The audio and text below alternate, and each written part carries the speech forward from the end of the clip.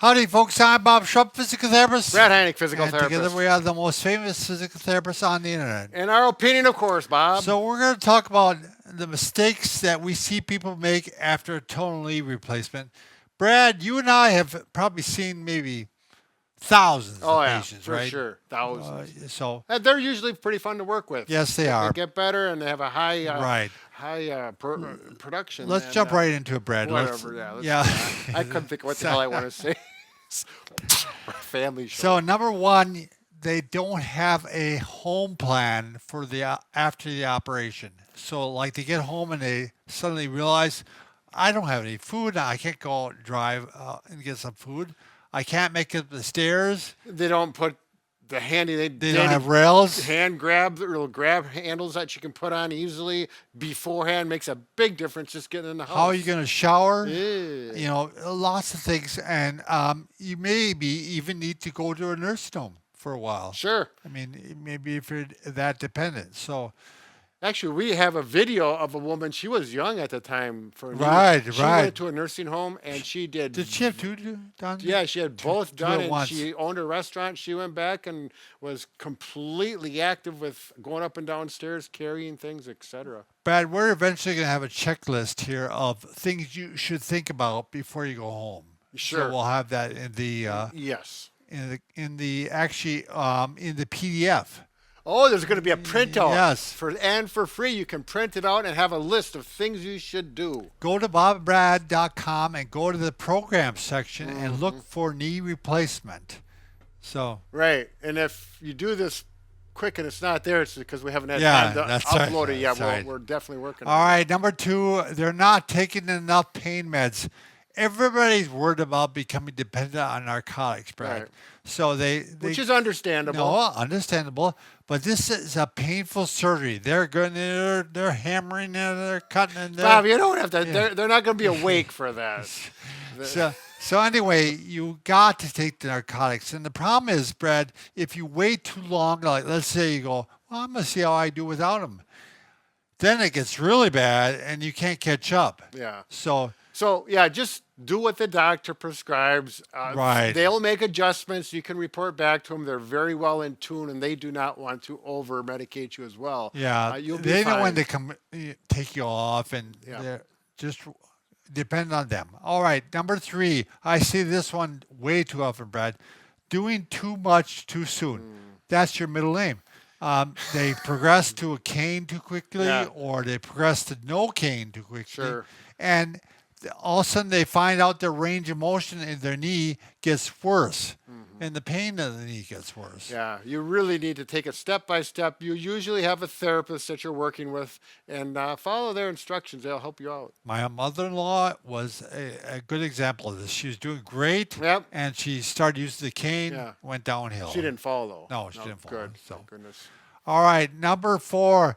I don't know if you tell patients this one, Brad, but they listen to other people too much. Oh, Other patients. Yes. They go, oh, my knee was going so much better at this point already, or maybe it was worse at this point. But the thing is, they have a very poor memory, and quite often it's not what they thought. Or if you have two knees done, you're going to find one goes way easier than the other. Typically, It's hard to predict. As a matter of fact, Bob, I would go so far as if I had two patients with a total knee replacement, and one was doing really well, and the other one was was having some problems, and maybe a week or two behind, which is no big deal. Yeah. I would never schedule them at the same time, because the one who was doing it would deflate them. Yeah, the one who wasn't doing so well would say, "Why am I not walking with a cane? It's only and so it's a lot of psychological. Yes. Yeah, us therapists are psychologists. Psychological warfare. Whatever. There's a lot of positive attitude that needs to be approached. All right, number five. This is my opinion. I don't know if you agree with Brad, but you're given a whole bunch of exercises to do after knee replacement. But there's two that I think are really important, the ones that you should focus on. And that is you want to bend the knee as far as you can, and you want to straighten the knee as far as you can. Right. If the strength will eventually come. I mean, range of motion, and that's why the therapists are measuring it every time you come in. It's a race against scar tissue. So, one thing that we have found, Brad, we're going to Yes. do a little self-promotion now. That's all right. We have found the knee glide that we created to help with the bending and the straightening really helps along. I've had people that were stuck and actually got along further.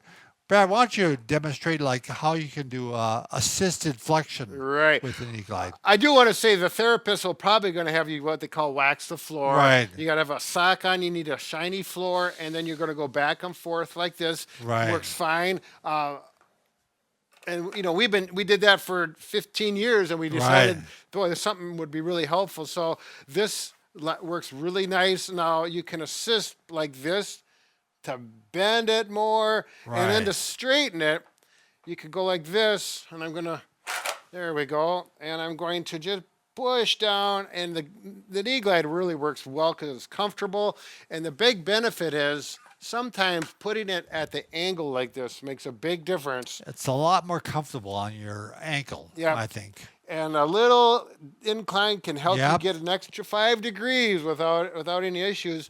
And once your range of motion gets back, and then you can strengthen the hamstrings like this, and it works quite well for Brad, that. I want you to show real quickly in bed because I think it's a huge advantage is that you can start exercising your knee in bed before you even have the strength to get out of bed. Right. So that first week of after surgery, in the first day or two, while you're laying there, you can actually get the knee moving like this. You might put a towel underneath the heel. You know.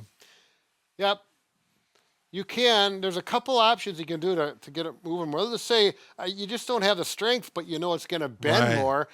You can take a towel roll and go under here, and that may help. But it's even better yet if you can get a belt or a strap, a gate belt, and get it around your foot.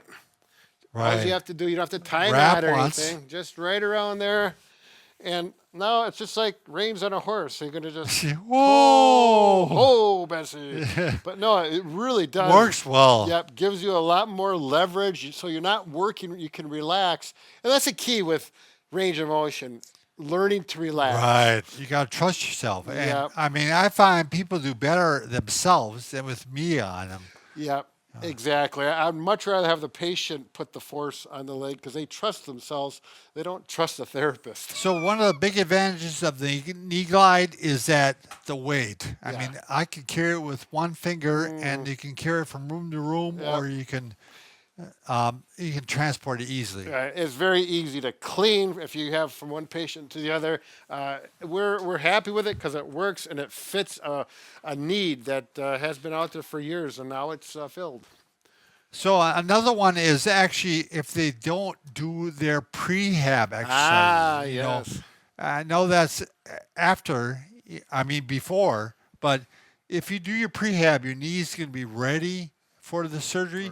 Plus, you know what is coming. As a matter of fact, this works nice, excellent for prehab to get your knee. If your knee can straighten and flex all the way before surgery, the chances of your rehab is going to be much better. Right. So, and the final thing, Brad. Go ahead. I was going to say there's a lot of hospitals that offer a prehab course. You go maybe an hour or two long, and typically a therapist teaches it, and they'll give you some exercises to do before, a week or two before the treatment, and they'll talk to you about things you do. Get rid of your throw rugs at home, put in grab bars in the bathroom. And a lot of hints that'll really be helpful. Yeah, it's really worth, if they offer it, make sure you take that for sure. All right, number 7, the final thing that we see quite often is people try to go back to work too soon. Now, I know for many of you, you can't take that long time off. I mean, you don't have money coming in, but it's really good if you could do at least 8 weeks. You go back to work too soon and you don't get the result that you want in the knee.